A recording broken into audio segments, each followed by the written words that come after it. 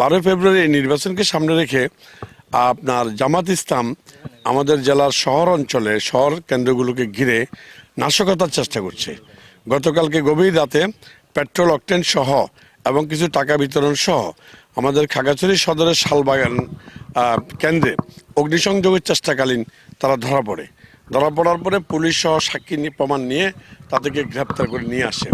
আজকে তারা উদুরপিণ্ডে বুধের ঘাড়ে ছেড়ে দেওয়ার জন্য চেষ্টা করছে। অপরদিকে পাশাপাশি তারা বিভিন্ন শহর কেন্দ্রিক কেন্দ্রগুলোতে গভীর রাতে গেরিলা স্টাইলে এই জামাতের লোকেরা সন্ত্রাসীরা তারা আপনার কেন্দ্রগুলোকে টার্গেট করেছে, কেন্দ্রগুলোতে এক ধরনের আগুন দেওয়ার চেষ্টা করছে, এরকম আমরা খবর পাচ্ছি।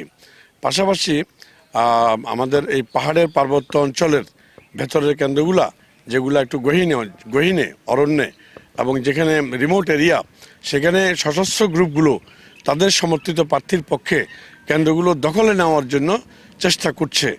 আমরা ইতিমধ্যেই কিছু আলামত পেয়েছি, সেটা আমরা প্রশাসনকে জানিয়েছি, আমরা সেনাবাহিনীকে জানিয়েছি এবং আমরা রিটার্নিং অফিসারকে জানিয়েছি। কিন্তু রিটার্নিং অফিসারের তো তেমন কোনো করার মতো ক্ষমতা পাহাড়ে নেই। তো তাহলে এই কাজটা করতে পারবে একমাত্র সেনাবাহিনী।